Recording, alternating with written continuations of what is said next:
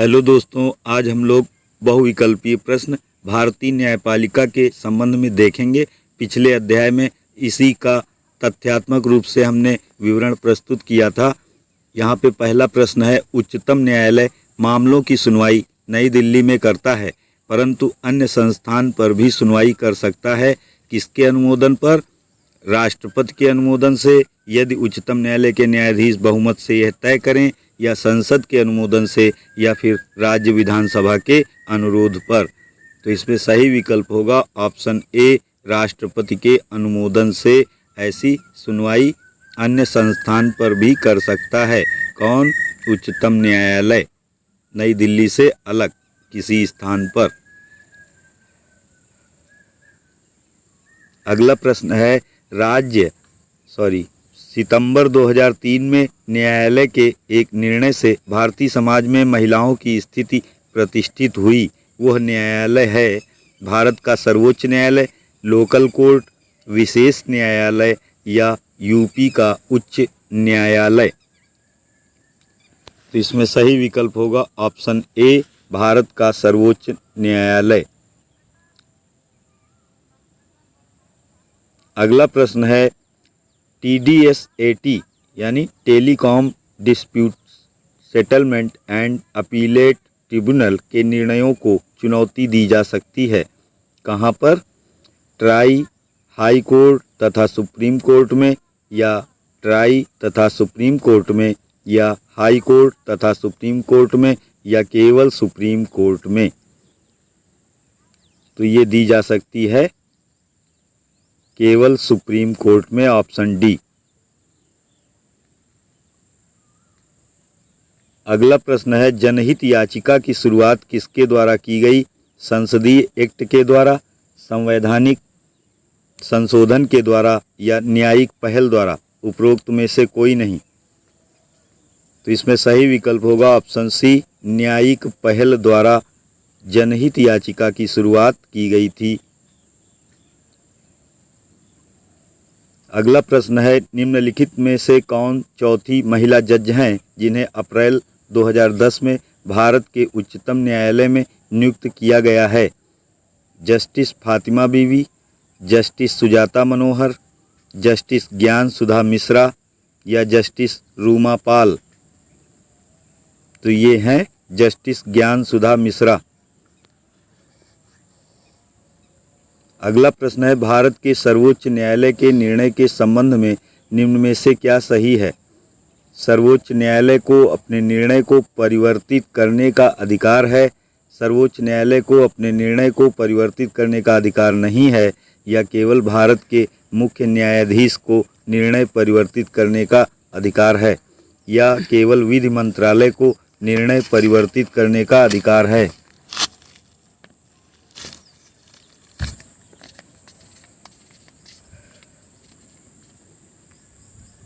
तो इसमें सही उत्तर होगा ऑप्शन ए, सर्वोच्च न्यायालय को अपने निर्णय को परिवर्तित करने का अधिकार है।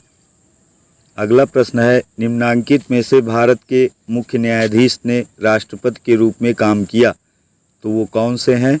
जस्टिस M हिदायतुल्लाह, या जस्टिस मेहर चंद महाजन, या फिर जस्टिस PN भगवती, या जस्टिस BK मुखर्जी। तो इसमें सही विकल्प होगा option A, justice M Hidayatullah ऐसे भारत के मुख्य न्यायाधीश थे जिन्होंने राष्ट्रपति के रूप में भी काम किया था। अगला प्रश्न है, भारत के राष्ट्रपति व उपराष्ट्रपति के पद के खाली होने की स्थिति में जो व्यक्ति राष्ट्रपति के पद का निर्वहन करेगा वह है कौन? लोकसभा का सभापति, या भारत का मुख्य न्यायाधीश, या राज्यसभा का अध्यक्ष महान्यायवादी।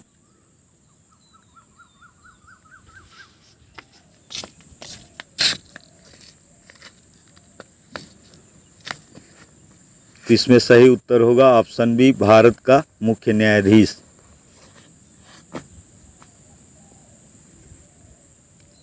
अगला प्रश्न है, भारत के नीचे दिए गए न्यायालयों में से किसे या किन्हें अभिलेख न्यायालय माना जाता है? केवल उच्च न्यायालय को, या केवल उच्चतम न्यायालय को, या उच्च न्यायालयों एवं उच्चतम न्यायालय को। जनपद न्यायालयों को। तो इसमें सही विकल्प होगा ऑप्शन सी, उच्च न्यायालयों को एवं उच्चतम न्यायालय को अभिलेख न्यायालय माना जाता है। Option C. अगला प्रश्न है, भारत का सर्वोच्च न्यायालय एक अभिलेख न्यायालय है, इसका आशय क्या है? इसे अपने सभी निर्णयों का अभिलेख रखना होता है, इसके सभी निर्णयों का साक्ष्यात्मक मूल्य होता है और इस पर किसी भी न्यायालय में प्रश्न चिन्ह नहीं लगाया जा सकता है। इसे अपनी अवमानना करने वालों को दंडित करने की शक्ति है या इसके निर्णयों के विरुद्ध कोई अपील नहीं की जा सकती है। तो इसमें सही उत्तर होगा ऑप्शन सी, इसे अपनी अवमानना करने वालों को दंडित करने की शक्ति प्राप्त है। अगला प्रश्न है, निम्नलिखित में से किस वाद में उच्चतम न्यायालय ने यह धारणा व्यक्त की है कि मूल अधिकार व्यक्ति को जैसा उसे सबसे अच्छा लगे उस तरह अपनी जिंदगी की रूपरेखा तैयार करने के लिए सक्षम बनाते हैं? तो ये किस केस में ऐसा कहा गया है? ये कहा गया है किसमें? तो पहले ये ऑप्शन है इंदिरा गांधी बनाम राजनारायण, या गोलकनाथ बनाम स्टेट ऑफ पंजाब, या फिर बैंकों के राष्ट्रीयकरण का मामला, या अजहर बनाम म्यूनिसिपल कॉरपोरेशन। तो ये कहा गया है ऑप्शन बी, गोलकनाथ बनाम स्टेट ऑफ पंजाब में। मूल अधिकार व्यक्ति को जैसा उसे सबसे अच्छा लगे उस तरह अपनी जिंदगी की रूपरेखा तैयार करने के लिए सक्षम बनाते हैं। तो ये है गोलकनाथ बनाम स्टेट ऑफ पंजाब में कहा गया है। अगला प्रश्न है, निम्नलिखित कथनों पर विचार कीजिए। संसद भारत के उच्चतम न्यायालय की अधिकारिता को विस्तारित नहीं कर सकती क्योंकि उसकी अधिकारिता वही है जो संविधान ने प्रदान की है। और दूसरा तथ्य है, उच्चतम न्यायालय और उच्च न्यायालयों के अधिकारी और सेवक संबद्ध मुख्य न्यायमूर्ति द्वारा नियुक्त किए जाते हैं और न्यायपालिका का प्रशासनिक व्यय भारत की संचित निधि न्यायालय का प्रशासनिक व्यय भारत की संचित निधि पर भारित होता है। तो उपरोक्त कथनों में से कौन सा या कौन से सही हैं? तो इसमें सही विकल्प होगा ऑप्शन डी, ना तो पहला सही है और ना ही दूसरा सही है। अगला प्रश्न है, निम्नलिखित कथनों पर विचार कीजिए। न्यायमूर्ति वी.आर. कृष्णा अय्यर भारत के मुख्य न्यायमूर्ति थे। दूसरा तथ्य है, न्यायमूर्ति वी.आर. कृष्णा अय्यर भारतीय न्यायिक सेवा में लोकहित याचिका PIL के प्रजनकों में से एक माने जाते हैं। उपर्युक्त कथनों में से कौन सा या कौन से सही हैं?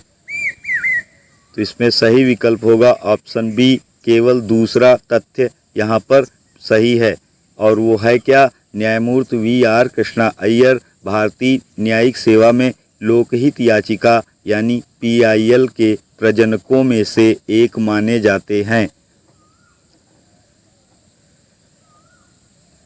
अगला प्रश्न है, देश के किसी भी न्यायालय में चल रहे वाद को अन्यत्र भेजने का अधिकार किसके पास है? राष्ट्रपति के पास, सर्वोच्च न्यायालय को, या उच्च न्यायालय को, या इनमें से किसी को भी नहीं? तो ये अधिकार प्राप्त है सर्वोच्च न्यायालय या सुप्रीम कोर्ट को। अगला प्रश्न है, हाल ही में उच्चतम न्यायालय ने प्रवासी पंचाट निर्धारण अधिनियम 1983 को संविधान के किस अनुच्छेद के अंतर्गत केंद्र के पावन कर्तव्य के उल्लंघन पर असंवैधानिक घोषित किया है? तो ये है अनुच्छेद 355, जिसके अंतर्गत इसे असंवैधानिक घोषित किया गया है। अनुच्छेद 355 ऑप्शन ए इज राइट। अगला प्रश्न है, निम्नलिखित में से कौन से मामले उच्च न्यायालय और उच्चतम न्यायालय की अधिकारिता में आते हैं? केंद्र व राज्यों के बीच के विवाद, या राज्यों के परस्पर विवाद, आपसी विवाद, या फिर मूल अधिकारों का प्रवर्तन? ऑप्शन डी कह रहा है कि संविधान के उल्लंघन से संरक्षण।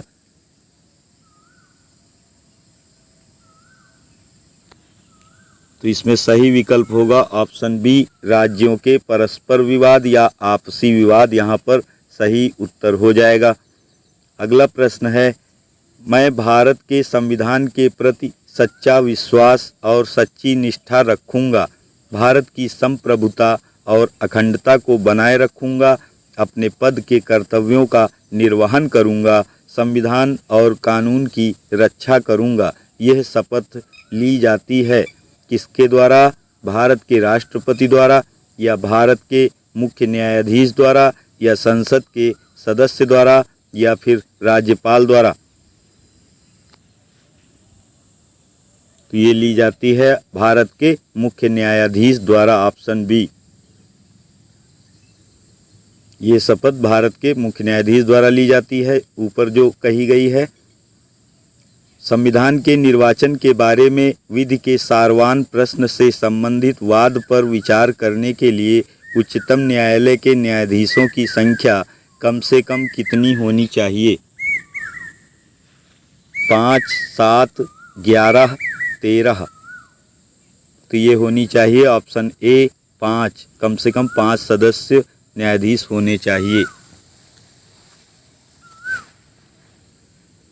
अगला प्रश्न है, भारतीय संविधान के किस अनुच्छेद के तहत सर्वोच्च न्यायालय भारतीय नागरिकों के मौलिक अधिकारों की रक्षा करता है?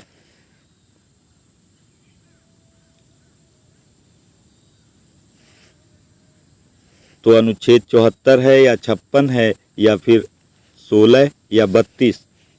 तो इसमें सही विकल्प होगा ऑप्शन डी, अनुच्छेद 32 के तहत। भारतीय संविधान के अनुच्छेद 32 के तहत सर्वोच्च न्यायालय भारतीय नागरिकों के मौलिक अधिकारों की सुरक्षा करता है, अनुच्छेद 32 के अंतर्गत। इम्पॉर्टेंट प्रश्न है ये। अगला प्रश्न है, संविधान की व्याख्या करने का अंतिम अधिकार किसे है? राष्ट्रपति को, अटॉर्नी जनरल ऑफ इंडिया को या लोकसभा अध्यक्ष को या फिर सर्वोच्च न्यायालय को? तो इसमें सही विकल्प होगा ऑप्शन डी, सर्वोच्च न्यायालय को संविधान की व्याख्या करने का अंतिम अधिकार प्राप्त है, सुप्रीम कोर्ट को। अगला प्रश्न है, गुजरात में विधानसभा के चुनाव वर्ष 2002 में स्थगित करने के चुनाव आयोग के निर्णय की अधिमान्यता पर उच्चतम न्यायालय की राय जानने के लिए राष्ट्रपति ने उच्चतम न्यायालय से अनुरोध भारतीय संविधान के कौन से अनुच्छेद के अंतर्गत किया था? अनुच्छेद 142 या अनुच्छेद 143 या अनुच्छेद 144 या अनुच्छेद 145? तो ये किया था अनुच्छेद 143 के अंतर्गत। परामर्श लिया था किसने? राष्ट्रपति ने। किससे लिया था? उच्चतम न्यायालय से, यानी सुप्रीम कोर्ट से। अगला प्रश्न है, निम्नलिखित में से कौन से उच्चतम न्यायालय की आरंभिक अधिकारिता में आते हैं? पहला तथ्य है, भारत सरकार तथा एक या अधिक राज्यों के बीच का विवाद या संसद के किसी भी सदन या राज्य विधानमंडल में हुए चुनाव पर विवाद या भारत सरकार तथा किसी संघ राज्य क्षेत्र के बीच का विवाद या दो या अधिक राज्यों के बीच का विवाद। निम्नलिखित कूटों के आधार पर सही उत्तर का चयन करें। तो इसमें सही विकल्प होगा ऑप्शन सी, पहला और चौथा कथन यहाँ पर बिल्कुल सही दिया गया है। तो पहला कथन कहता है भारत सरकार तथा एक या अधिक राज्यों के बीच का विवाद उच्चतम न्यायालय की आरंभिक अधिकारिता में आता है, और चौथा कथन भी इसी के अंतर्गत है, दो या अधिक राज्यों के बीच का विवाद, ये भी उच्चतम न्यायालय की अधिकारिता के अंतर्गत आता है। अगला प्रश्न है, भारतीय संविधान के निम्नलिखित अनुच्छेदों में से कौन सर्वोच्च न्यायालय द्वारा संविधान के अनुल्लंघनीय मौलिक ढांचा घोषित किए गए हैं? पहला है अनुच्छेद 32, दूसरा अनुच्छेद 226 और तीसरा बिंदु है अनुच्छेद 227 और चौथा बिंदु है अनुच्छेद 245। तो नीचे दिए गए कूट से सही उत्तर चयनित करें। तो इसमें सही विकल्प होगा पहला, दूसरा, तीसरा, यानी ऑप्शन ए, पहला, दूसरा, तीसरा अनुच्छेद यहाँ पे बिल्कुल सही दिया गया है बिंदु। अनुच्छेद 32, अनुच्छेद 226 और अनुच्छेद 227।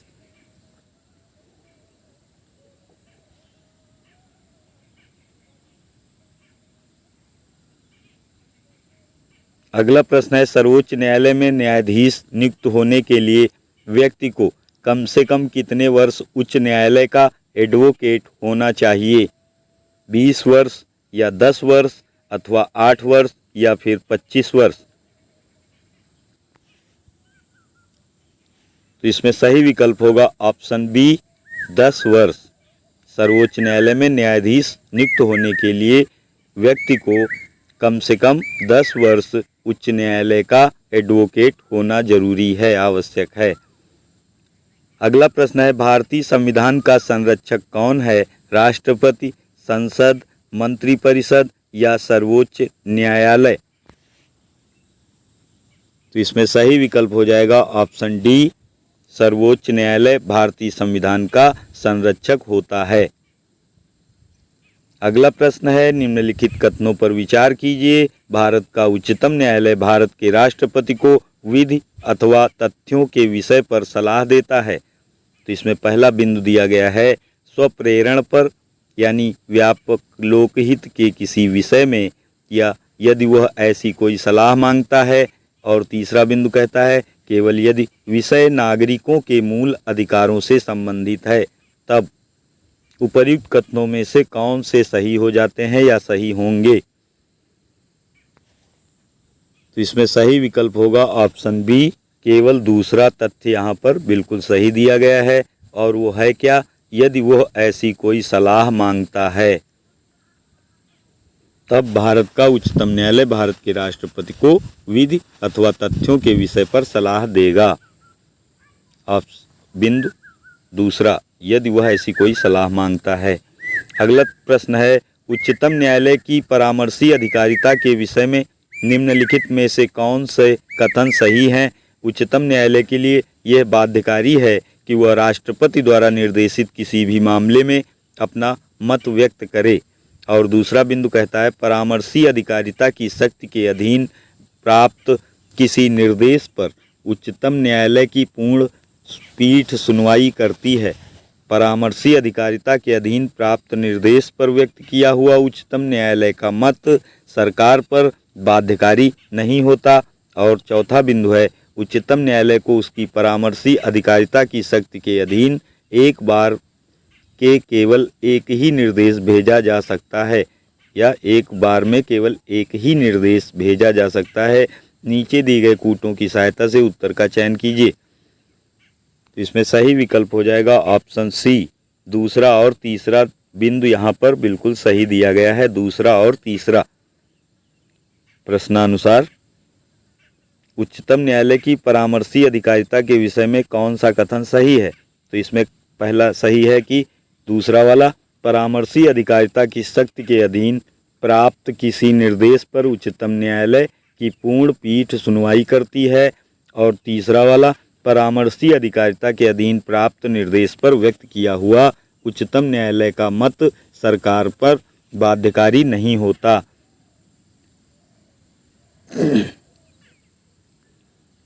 अगला प्रश्न है, विधायी शक्तियों की संघीय सूची में समाविष्ट किसी विषय के संबंध में भारत के उच्चतम न्यायालय के अधिकार क्षेत्र बढ़ाने को अधिकार दिया गया है किसको?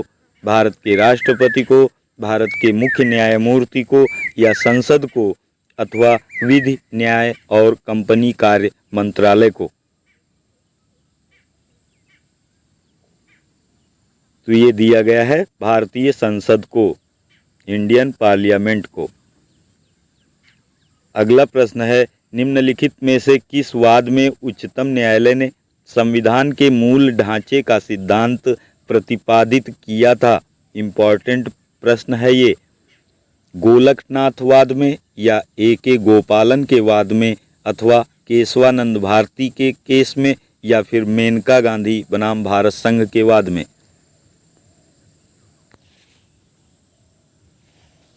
तो ये प्रतिपादित किया था केशवानंद भारती केस में। संविधान के मूल ढांचे का सिद्धांत, केशवानंद भारती केस। अगला प्रश्न है, भारत का उच्चतम न्यायालय कानून या तथ्य के मामले में राष्ट्रपति को परामर्श देता है अपनी पहल पर, या तभी जब वह ऐसे परामर्श के लिए कहता है, या तभी जब मामला नागरिकों के मूलभूत अधिकारों से संबंधित हो, या फिर जब मामला देश की एकता और अखंडता के लिए खतरा पैदा करता है। तो इसमें सही विकल्प हो जाएगा ऑप्शन बी, तभी ऐसा परामर्श देता है जब वह परामर्श के लिए कहता है। भारत का उच्चतम न्यायालय कानून या तथ्य के मामले में राष्ट्रपति को परामर्श देता है तभी जब वह ऐसे परामर्श के लिए कहता है। अगला प्रश्न है, कोई भी संविधान संशोधन कानून भारतीय सर्वोच्च न्यायालय द्वारा असंवैधानिक घोषित किया जा सकता है यदि वह वर्तमान द्विस्तरीय यानी 2 स्तर की संघीय व्यवस्था के स्थान पर 3 स्तरीय व्यवस्था स्थापित करता है, या विधि के समक्ष समानता के अधिकार को भाग 3 से हटाकर संविधान में अन्यत्र कहीं रखता है, या कार्यकारिणी की संसदीय व्यवस्था के स्थान पर अध्यक्षात्मक व्यवस्था रखता है, अथवा सर्वोच्च न्यायालय के भार को कम करने हेतु एक संघीय अपीलीय न्यायालय स्थापित करता है। तो इसमें सही विकल्प होगा ऑप्शन बी, विधि के समक्ष समानता के अधिकार को भाग 3 से हटाकर संविधान में अन्यत्र कहीं व्यवस्थित करता है या कहीं रखता है।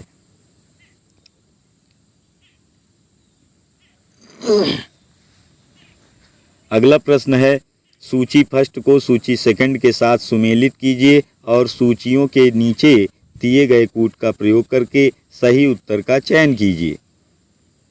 तो पहला है कृत्यकारी और दूसरा है शपथ या प्रतिज्ञान, यानी कौन ये शपथ ग्रहण करेगा उसके विषय में पहली सूची में विवरण दिया गया है और दूसरी में शपथ से संबंधित उसके तथ्य दिए गए हैं। भारत का राष्ट्रपति सर्वोच्च न्यायालय के जज, संसद सदस्य और संघ के मंत्री यहाँ पे दिया गया है। तो इसमें सही विकल्प हो जाएगा ऑप्शन सी।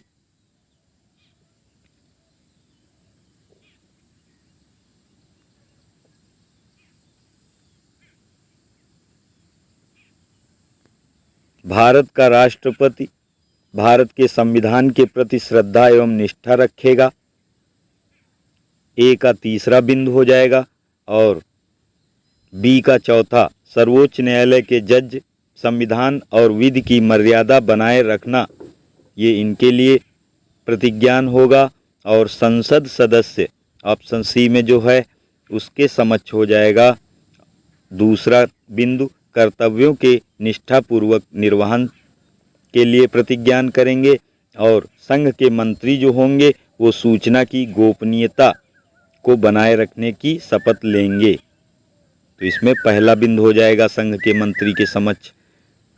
अगला प्रश्न है, भारतीय संविधान का कौन अनुच्छेद संवैधानिक विवाद में सर्वोच्च न्यायालय के अपीलीय क्षेत्राधिकार से संबंधित है? अनुच्छेद 131 या अनुच्छेद 132 या 134 ए को मिलाकर अनुच्छेद 132 को पढ़ना, या अनुच्छेद 134 ए को मिलाकर अनुच्छेद 133 को पढ़ना। तो इसमें सही विकल्प होगा ऑप्शन सी, अनुच्छेद 134 ए के साथ अनुच्छेद 132 को भी पढ़ना।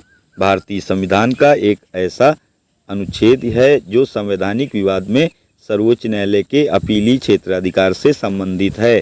Option C.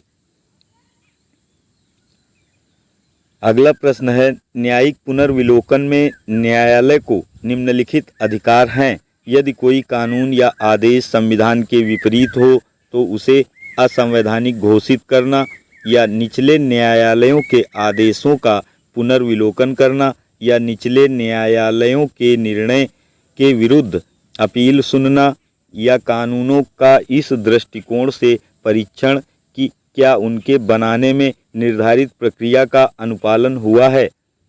तो इसमें सही उत्तर होगा ऑप्शन ए। यदि कोई कानून या आदेश संविधान के विपरीत हो तो उसे असंवैधानिक घोषित करना। न्यायिक पुनर्विलोकन में न्यायालय को अधिकार प्राप्त है। अगला प्रश्न है, उच्चतम न्यायालय की आज तक दूसरी सबसे बड़ी खंडपीठ किस केस में बनी? गोलकनाथ केस में, मिनर्वा मिल्स केस में, या बैंक नेशनलाइजेशन केस में, या टीएमआई फाउंडेशन केस में? तो इसमें सही विकल्प होगा गोलकनाथ केस में उच्चतम न्यायालय की आज तक की सबसे बड़ी खंडपीठ बनाई गई थी। Option A. अगला प्रश्न है, संविधान का कौन सा अनुच्छेद उच्चतम न्यायालय को उसके द्वारा दिए गए निर्णय अथवा आदेश के पुनर्विलोकन हेतु अधिकृत करता है? अनुच्छेद 137, या अनुच्छेद 130, या अनुच्छेद 139, या अनुच्छेद 138? तो इसमें सही विकल्प होगा ऑप्शन ए, अनुच्छेद 137 के अंतर्गत ये अधिकृत करता है। अगला प्रश्न है, सर्वोच्च न्यायालय के उस मंडल में जो सर्वोच्च न्यायालय में जजों की नियुक्ति की अनुशंसा से संबंधित है में सर्वोच्च न्यायालय के मुख्य न्यायाधीश के अतिरिक्त कुछ अन्य वरिष्ठ न्यायाधीश होते हैं।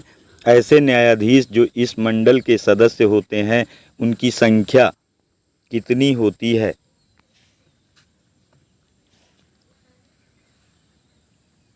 3, 4, 5, 6 में से कौन सी संख्या होती है? तो ये होती है ऑप्शन बी 4। कुल 4 संख्या होती है, 4 सदस्य होते हैं। अगला प्रश्न है, उच्चतम न्यायालय द्वारा सुनाए गए निर्णय या दिए गए आदेश के पुनर्विलोकन के बारे में निम्नलिखित में से कौन सा कथन सही है? भारत के राष्ट्रपति को ऐसे निर्णय या आदेश के पुनर्विलोकन का अधिकार प्राप्त है। उच्चतम न्यायालय को अपने द्वारा सुनाए गए निर्णय या दिए गए आदेश का पुनर्विलोकन करने की शक्ति प्राप्त है, या मंत्रिमंडल को भारत के राष्ट्रपति की अनुमति से उच्चतम न्यायालय के निर्णय या आदेश के पुनर्विलोकन का अधिकार प्राप्त है, अथवा ऑप्शन डी, उच्चतम न्यायालय को अपने निर्णय या आदेश के पुनर्विलोकन का अधिकार नहीं है। तो इसमें सही विकल्प होगा ऑप्शन बी, उच्चतम न्यायालय को अपने द्वारा सुनाए गए निर्णय या दिए गए आदेश का पुनर्विलोकन या रिव्यू करने की शक्ति प्राप्त होती है सुप्रीम कोर्ट को। अगला प्रश्न है, संविधान में किस न्यायालय में तदर्थ न्यायाधीश की नियुक्ति का प्रावधान दिया गया है? भारत का सर्वोच्च न्यायालय, या उच्च न्यायालय को, या जिला एवं सत्र न्यायालय में, या उपर्युक्त सभी में? इसमें सही विकल्प होगा ऑप्शन ए, भारत का सर्वोच्च न्यायालय को तदर्थ न्यायाधीश नियुक्त करने का प्रावधान किया गया है संविधान में। अगला प्रश्न है, केंद्र और राज्यों के बीच होने वाले विवादों का निर्णय करने की भारत के उच्चतम न्यायालय की शक्ति आती है इसकी परामर्शी अधिकारिता के अंतर्गत, या इसकी अपीली अधिकारिता के अंतर्गत, या इसकी मूल अधिकारिता के अंतर्गत, या इसकी संवैधानिक अधिकारिता के अंतर्गत? तो इसमें सही विकल्प होगा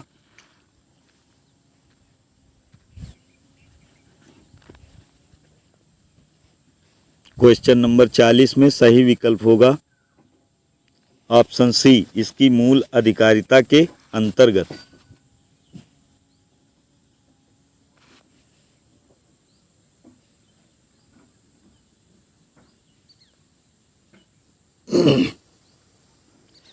अगला प्रश्न है, सर्वोच्च न्यायालय में तदर्थ न्यायाधीशों की नियुक्ति होती है जब कतिपय यानी कुछ न्यायाधीश दीर्घकालीन अवकाश पर जाते हैं, या स्थायी नियुक्ति के लिए कोई उपलब्ध नहीं होता, या न्यायालय के समक्ष लंबित वादों में असाधारण वृद्धि होती है, या न्यायालय के किसी सत्र के लिए न्यायाधीशों का कोरम नहीं होता। तो इसमें सही विकल्प हो जाएगा ऑप्शन डी। न्यायालय के किसी सत्र के लिए न्यायाधीशों का कोरम नहीं होता।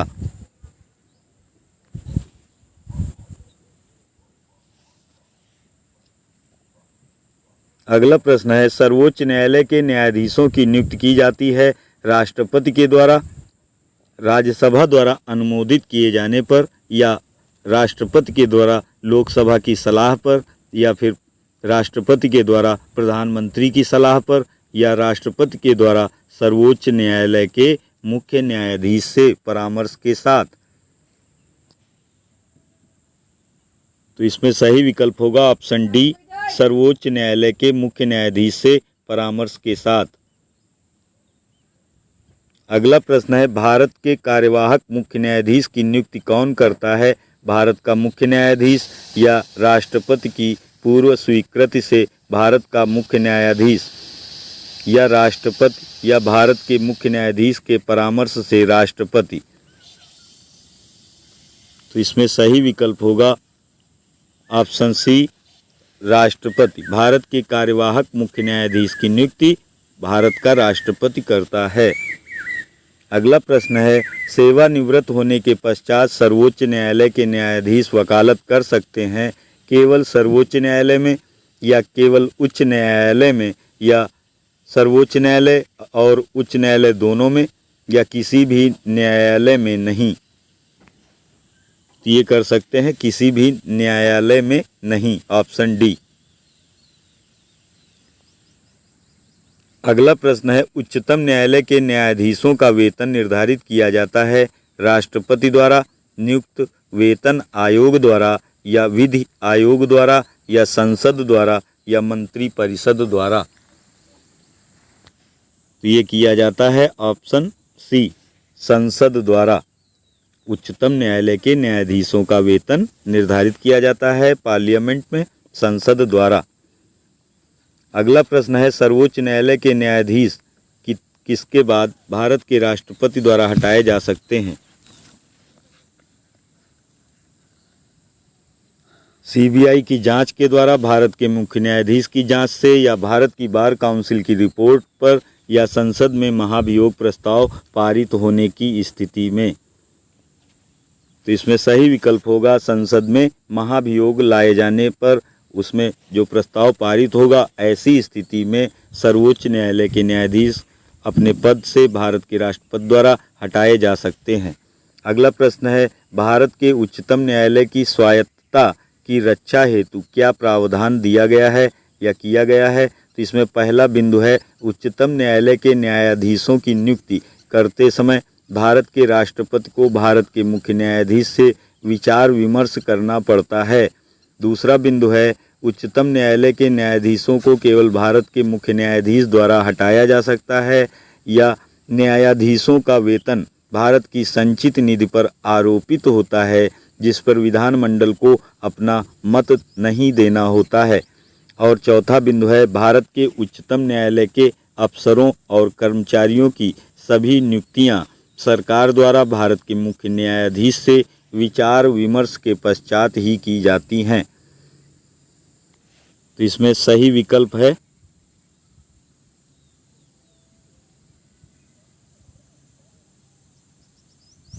ऑप्शन ए, केवल पहला और तीसरा।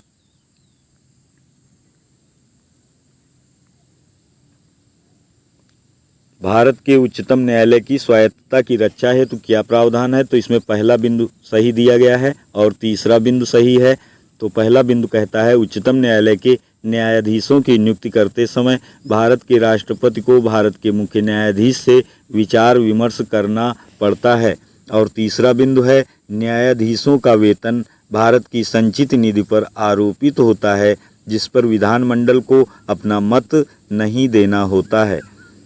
अगला प्रश्न है, भारत के सर्वोच्च न्यायालय की स्थापना हुई थी कब? 1950 में संसद में एक अधिनियम के द्वारा, या भारतीय स्वाधीनता अधिनियम 1947 के अधीन, या भारत सरकार के अधिनियम 1953 के अधीन, या भारतीय संविधान के द्वारा? तो ये हुई थी ऑप्शन ए, 1950 में संसद में एक अधिनियम के द्वारा। अगला प्रश्न है, उच्चतम न्यायालय के न्यायाधीशों की संख्या की वृद्धि करने की शक्ति किसके पास है? प्रधानमंत्री के पास, राष्ट्रपति के पास या संसद के पास अथवा विधि मंत्रालय के पास? इसमें सही विकल्प होगा ऑप्शन सी, संसद के पास ऐसी शक्ति है। अगला प्रश्न है, उच्चतम न्यायालय से कानूनी मामलों पर किसको परामर्श लेने का अधिकार है? प्रधानमंत्री को, राष्ट्रपति को या किसी भी उच्च न्यायालय को या उपर्युक्त सभी को? ये है राष्ट्रपति को, ऑप्शन बी। कानूनी मामलों पर सलाह लेने का अधिकार सुप्रीम कोर्ट से प्राप्त है किसको? राष्ट्रपति को। अगला प्रश्न है, सर्वोच्च न्यायालय के न्यायाधीशों की सेवानिवृत्त की आयु क्या है? 62 वर्ष या 63 वर्ष या 64 वर्ष अथवा 65 वर्ष? इसमें सही विकल्प होगा ऑप्शन डी, 65 वर्ष रिटायरमेंट की आयु है सर्वोच्च न्यायालय के न्यायाधीशों की, 65 वर्ष। अगला प्रश्न है, निम्नलिखित कथनों पर विचार कीजिए। भारत में 25 उच्च न्यायालय हैं। और दूसरा बिंदु कहता है, पंजाब, हरियाणा और केंद्र शासित प्रदेश चंडीगढ़ का एक ही सामूहिक उच्च न्यायालय है। राष्ट्रीय राजधानी क्षेत्र दिल्ली का स्वयं का उच्च न्यायालय है। उपरोक्त कथनों में से कौन सा या कौन से सही हैं? दूसरा तीसरा या पहला दूसरा या पहला दूसरा तीसरा या केवल तीसरा? तो इसमें सही विकल्प होगा ऑप्शन ए, दूसरा और तीसरा बिंदु यहाँ पर बिल्कुल सही दिया गया है। पहले बिंदु को छोड़कर दूसरा और तीसरा सही दिया गया है। अगला प्रश्न है, लोक अदालतों के संदर्भ में निम्नलिखित कथनों में से कौन सा एक सही है? लोक अदालतों की अधिकारिता मुकदमा दायर करने से पहले के मामलों का निपटारा करने की है और उन मामलों का नहीं जो किसी न्यायालय में लंबित हों। लोक अदालतें ऐसे मामलों का निपटारा कर सकती हैं जो सिविल ना कि आपराधिक प्रकृति के हैं। प्रत्येक लोक अदालत में केवल सेवारत अथवा सेवानिवृत्त न्यायिक अधिकारी ही नियुक्त हो सकते हैं, कोई अन्य व्यक्ति नहीं। उपर्युक्त में से कौन सा कथन सही नहीं है? उपर्युक्त में से कोई सा भी कथन सही नहीं है। तो यहाँ पे उत्तर होगा 53 में ऑप्शन डी, उपर्युक्त में से कोई भी कथन सही नहीं है। अगला प्रश्न है, निम्नलिखित कथनों पर विचार कीजिए। पहला बिंदु है, भारत में उच्च न्यायालय के न्यायाधीश को हटाने के लिए रीति उच्चतम न्यायालय के न्यायाधीश को हटाने की रीत के समान है, या उच्च न्यायालय का कोई स्थायी न्यायाधीश अपने पद से सेवानिवृत्त के पश्चात भारत में किसी भी न्यायालय या किसी प्राधिकारी के समक्ष अभिवचन नहीं कर सकता। उपर्युक्त कथनों में से कौन सा या कौन से सही हैं? तो इसमें सही कथन होगा केवल एक, ऑप्शन ए, और वो है क्या? भारत में उच्च न्यायालय के न्यायाधीश को हटाने के लिए रीति उच्चतम न्यायालय के न्यायाधीश को हटाने की रीत के समान है। तो यहाँ पर ये कथन पूर्णतया सही हो जाएगा। अगला प्रश्न है, कथन ए और कारण आर से संबंधित, जिसमें पहला कथन दिया गया है, न्यायालय के आदेशों की जानबूझकर अवज्ञा या अवहेलना करना या उनका पालन न करना तथा न्यायिक व्यवहार के बारे में अनादर सूचक भाषा का प्रयोग करना न्यायालय की अवमानना की कोटि में आता है। और इसका कारण दिया गया है आर, न्यायिक सक्रियतावाद न्यायपालिका को अवमाननापूर्ण व्यवहार को दंडित करने के दंडात्मक अधिकार दिए बिना कार्यान्वित नहीं किया जा सकता। उक्त वक्तव्यों के संदर्भ में निम्नलिखित में से कौन सा एक सही है?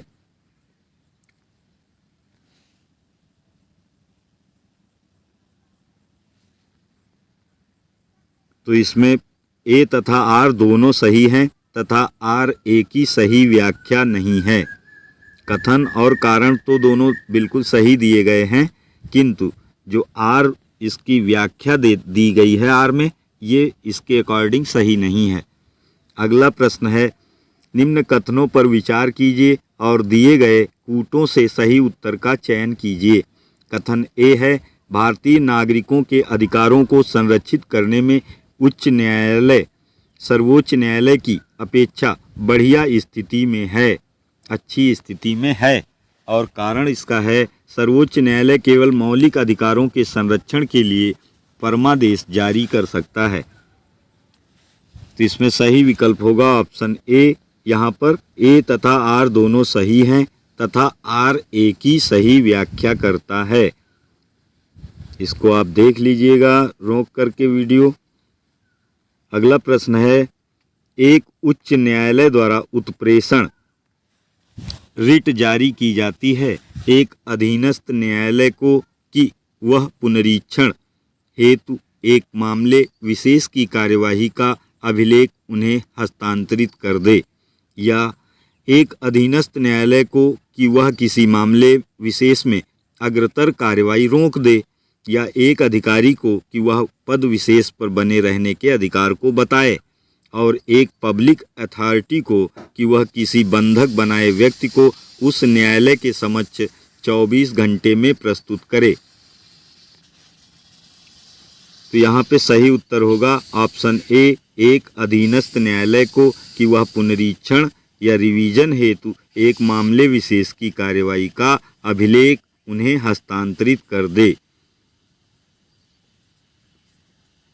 अगला प्रश्न है, निम्नलिखित कथनों पर विचार करके सही उत्तर निम्नकूट की सहायता से चयनित करें। तो इसमें पहला है कथन, जनहित याचिका जन सहयोगी नागरिकों को न्यायालय तक जाने की स्वीकृति देती है, और कारण आर दिया गया है, जन सहयोगी व्यक्ति उस व्यक्ति के लिए न्याय मांग सकें जो किसी कारण से न्यायालय तक पहुंच पाने में असमर्थ हैं। तो यहाँ पर ए और आर पहले बिंदु में दिया गया है। ऑप्शन ए और आर दोनों सत्य हैं और आर ए का सही स्पष्टीकरण भी करता है। तो ये उत्तर इसमें हो जाएगा ऑप्शन ए। अगला प्रश्न है, भारत में चलित न्यायालय मोबाइल कोर्ट, इसका मानस पुत्र कौन है?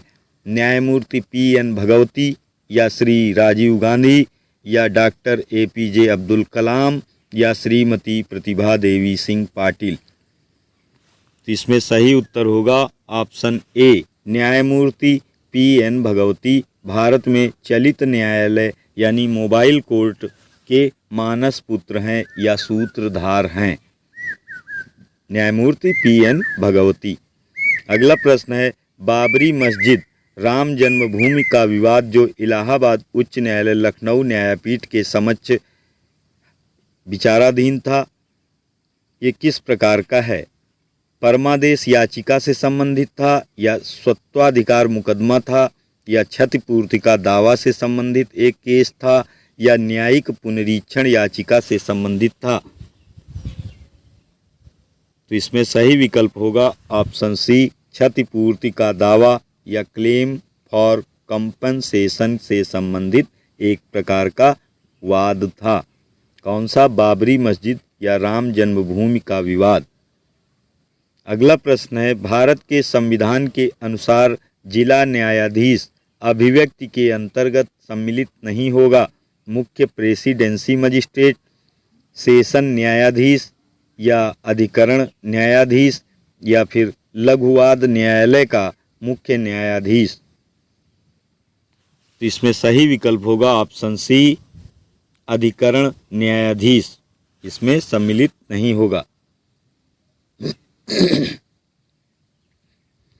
अगला प्रश्न है, जब किसी उच्च न्यायालय का मुख्य न्यायाधीश प्रशासनिक हैसियत से काम करता है तो वह अधीन होता है किसके?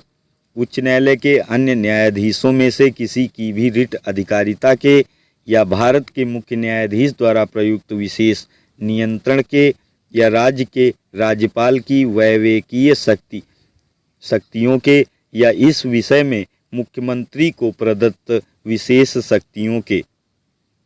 तो इसमें सही विकल्प होगा ऑप्शन ए, उच्च न्यायालय के अन्य न्यायाधीशों में से किसी की भी रिट अधिकारिता के अधीन होगा। अगला प्रश्न है, वर्तमान में भारत में उच्च न्यायालयों की संख्या कितनी है? ये आपको कमेंट बॉक्स में बताना है, लेकिन तत्कालीन समय ये 21 थी ऑप्शन बी यहाँ पर 21 हो जाएगा। लेकिन अभी आपको वर्तमान की अपडेट करके कमेंट बॉक्स में लिखकर बताना होगा। अगला प्रश्न है, प्रिवेंटिव डिटेंशन के अंतर्गत एक व्यक्ति को बिना मुकदमा चलाए बंदी बनाकर रखा जा सकता है 1 माह तक के लिए, या 3 माह तक के लिए, या 6 माह तक, या 9 माह तक। तो इसमें सही विकल्प होगा ऑप्शन बी, 3 माह तक बंदी बनाकर रखा जा सकता है। अगला प्रश्न है, न्यायिक पुनरावलोकन की व्यवस्था है केवल भारत में, केवल यूनाइटेड किंगडम यूके में, या केवल यूएसएस में, या भारत और यूएसए संयुक्त राज्य अमेरिका दोनों में। तो इसमें सही विकल्प होगा ऑप्शन डी, भारत और यूएसए यानी यूनाइटेड स्टेट्स ऑफ अमेरिका और भारत, इन दोनों में न्यायिक पुनरावलोकन की व्यवस्था दी गई है। अगला प्रश्न है कथन और कारण से संबंधित, जिसमें पहला कथन है, भारत में न्यायिक पुनरीक्षण क्षेत्र सीमित है और इसका कारण आर है, भारतीय संविधान उधार वस्तुओं से भरा थैला है। सही उत्तर का चयन नीचे दिए गए कूट की सहायता से कीजिए। तो इसमें सही विकल्प होगा ऑप्शन डी, ए गलत है परंतु आर सही है।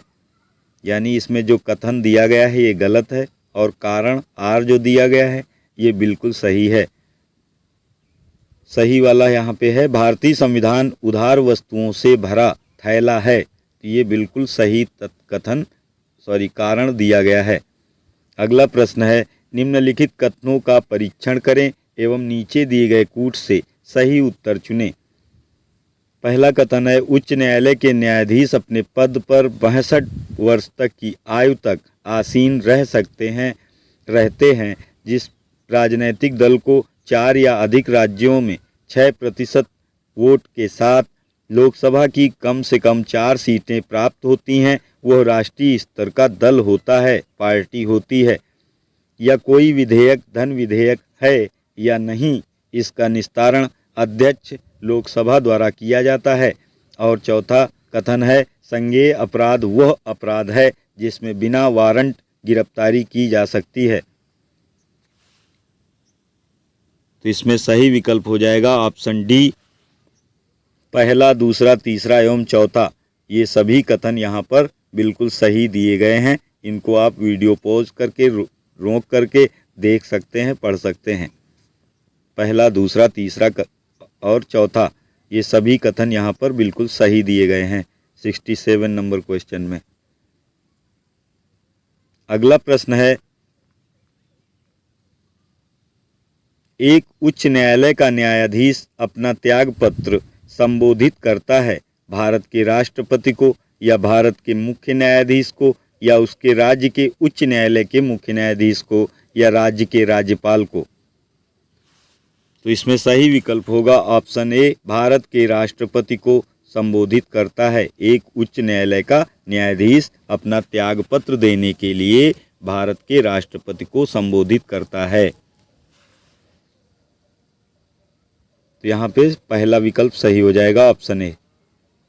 अगला प्रश्न है, किस न्यायमूर्ति के खिलाफ 2011 में राज्यसभा ने महाभियोग का प्रस्ताव पास किया, किंतु अपने बचाव के लिए उसने लोकसभा द्वारा उस प्रस्ताव के पास होने के पूर्व ही त्यागपत्र दे दिया। न्यायमूर्ति वी रामास्वामी, न्यायमूर्ति भट्टाचार्य, या न्यायमूर्ति सौमित्र सेन, या फिर न्यायमूर्ति पीडी दिनाकरण। इसमें सही विकल्प होगा ऑप्शन सी, न्यायमूर्ति सौमित्र सेन। इन्होंने प्रस्ताव पास होने से पूर्व ही अपना त्यागपत्र दे दिया था, लोकसभा में प्रस्ताव पास होने से पहले ही। अगला प्रश्न है, उच्च न्यायालय के न्यायाधीशों के वेतन और भत्ते दिए जाते हैं किस निधि से? भारत की समेकित निधि से, या राज्य की समेकित निधि से, या भारत की आकस्मिकता निधि से, अथवा राज्य की आकस्मिकता निधि से? तो इसमें सही विकल्प होगा ऑप्शन बी, राज्य की समेकित निधि से उच्च न्यायालय यानी हाई कोर्ट के न्यायाधीशों के वेतन और भत्ते दिए जाते हैं राज्य की समेकित निधि से। अगला प्रश्न है, उच्च न्यायालय के न्यायमूर्ति की सेवानिवृत्ति की आयु है कितनी? 65 वर्ष, 60 वर्ष, 62 वर्ष या 58 वर्ष? ये होती है 62 वर्ष। हाईकोर्ट के न्यायमूर्ति की सेवानिवृत्ति की आयु सीमा 62 वर्ष तक है। अगला प्रश्न है, भारतीय विधान के प्रावधानों के अंतर्गत उपभोक्ताओं के अधिकारों या विशेषाधिकारों के संदर्भ में निम्नलिखित में से कौन सा या कौन से कथन सही है या सही हैं? उपभोक्ताओं को खाद्य की जांच करने के लिए नमूने लेने का अधिकार है, या उपभोक्ता यदि उपभोक्ता मंच में अपनी शिकायत दर्ज करता है तो उसे इसके लिए कोई फीस नहीं देनी होती है, या उपभोक्ता की मृत्यु हो जाने पर उसका वैधानिक उत्तराधिकारी उसकी ओर से उपभोक्ता मंच में शिकायत दर्ज कर सकता है। निम्नलिखित कूटों के आधार पर सही उत्तर चयनित कीजिए। तो इसमें सही विकल्प होगा ऑप्शन सी। केवल पहला और तीसरा कथन यहाँ पर सही दिया गया है, दूसरे कथन को छोड़ दो क्योंकि ये गलत दिया गया है, और पहला तीसरा यहाँ पे आप पढ़ लो।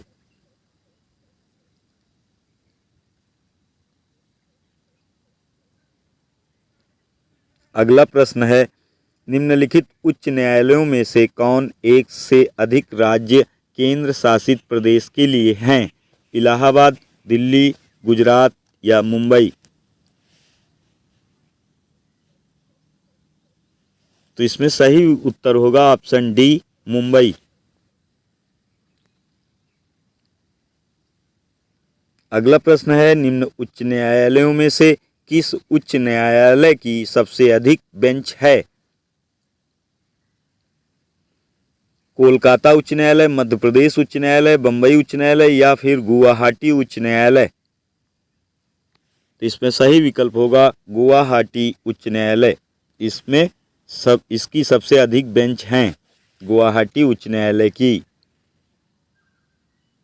अगला प्रश्न है, उच्चतम न्यायालय तथा उच्च न्यायालयों के न्यायाधीशों की नियुक्ति तथा स्थानांतरण के लिए परामर्श प्रक्रिया के संबंध में राष्ट्रपति ने उच्चतम न्यायालय को एक अभिदेशन किया था।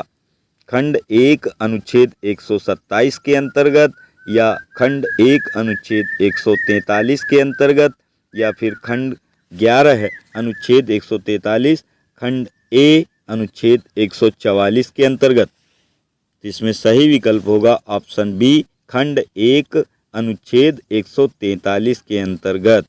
उच्चतम न्यायालय तथा उच्च न्यायालयों के न्यायाधीशों की नियुक्ति तथा उनके ट्रांसफर के लिए परामर्श प्रक्रिया के संबंध में राष्ट्रपति ने उच्चतम न्यायालय को एक अभिदेशन किया था, और वो किया था खंड 1 अनुच्छेद 143 के अंतर्गत।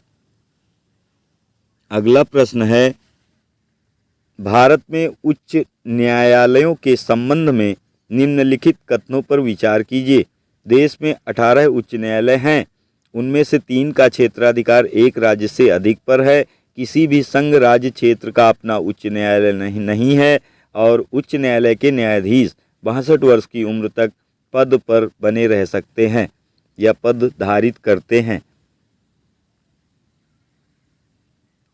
तो इसमें सही विकल्प कौन सा होगा? ऑप्शन डी, केवल चौथा। उच्च न्यायालय के न्यायाधीश 62 वर्ष की उम्र तक पद धारित करते हैं, ये कथन यहाँ पर बिल्कुल सही है। अगला प्रश्न है, भारत के कितने उच्च न्यायालयों की अधिकारिता में एक से अधिक राज्य हैं? संघ राज्य क्षेत्र शामिल नहीं है इनके अंतर्गत। 2, 3, 5 या 7? तो इसमें सही विकल्प होगा ऑप्शन बी, 3। भारत के कितने उच्च न्यायालयों की अधिकारिता में एक से अधिक राज्य हैं? तो ऐसे हैं 3 राज्य। कितने उच्च न्यायालयों यहाँ पूछा गया है, तो ये 3 उच्च न्यायालयों के संबंध में बात की गई है, तो ये हैं 3, ऑप्शन बी। अगला प्रश्न है, एक ऐसी याचिका जो न्यायपालिका द्वारा जारी की जाती है तथा जिसमें कार्यपालिका से कहा जाता है कि वह कार्य करे जो उसे प्रदत्त शक्तियों के अंतर्गत करना चाहिए था, उस रिट या याचिका को क्या कहा जाता है? बंदी प्रत्यक्षीकरण, परमादेश, प्रतिषेध या अधिकार प्रच्छा? तो ये कहा जाता है ऑप्शन बी परमादेश। अगला प्रश्न है, निम्न में से कौन सी एक याचिका अधीनस्थ न्यायालयों की कार्य पद्धति का परीक्षण करती है? अधिकार प्रच्छा, परमादेश, उत्प्रेषण, बंदी प्रत्यक्षीकरण? तो इसमें सही विकल्प होगा ऑप्शन सी उत्प्रेषण।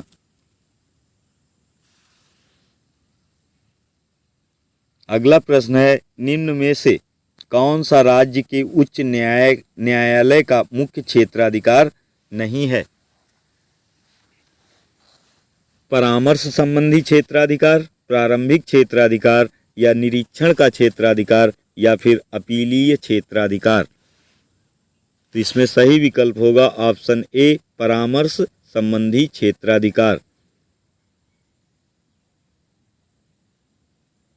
अगला प्रश्न है, निम्नलिखित राज्यों में से किस राज्य का अपना उच्च न्यायालय नहीं है?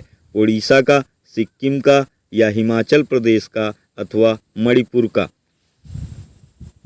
तो ये है ऑप्शन डी मणिपुर का अपना कोई भी उच्च न्यायालय नहीं है, ऑप्शन डी मणिपुर। अगला प्रश्न है, किस उच्च न्यायालय ने यह फैसला दिया है कि एक ही बार में 3 बार तलाक कहने से तलाक होना गैर कानूनी है? कलकत्ता उच्च न्यायालय ने या इलाहाबाद उच्च न्यायालय ने या बम्बई उच्च न्यायालय ने या पंजाब उच्च न्यायालय ने? इसमें सही विकल्प होगा ऑप्शन बी इलाहाबाद उच्च न्यायालय ने, ऑप्शन बी इलाहाबाद उच्च न्यायालय। अगला प्रश्न है, अंडमान व निकोबार द्वीप समूह पर निम्नलिखित उच्च न्यायालयों में से किस एक का क्षेत्राधिकार है? आंध्र प्रदेश का या कोलकाता उच्च न्यायालय का या मद्रास उच्च न्यायालय का या उड़ीसा उच्च न्यायालय का? अंडमान निकोबार द्वीप समूह में पूछा गया है यहाँ पर, तो इसमें सही विकल्प होगा ऑप्शन बी कोलकाता उच्च न्यायालय का अंडमान व निकोबार द्वीप समूह पर क्षेत्राधिकार प्राप्त है, यानी वहाँ के लोगों की सुनवाई कोलकाता उच्च न्यायालय में की जाएगी।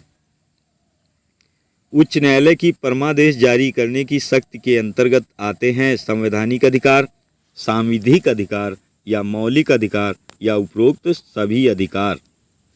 तो 84 नंबर क्वेश्चन में सही विकल्प हो जाएगा ऑप्शन बी सांविधिक अधिकार। उच्च न्यायालय की परमादेश जारी करने की शक्ति के अंतर्गत कौन आता है? तो वो है सांविधिक अधिकार। ये हमारा आज के सेशन का अंतिम प्रश्न था।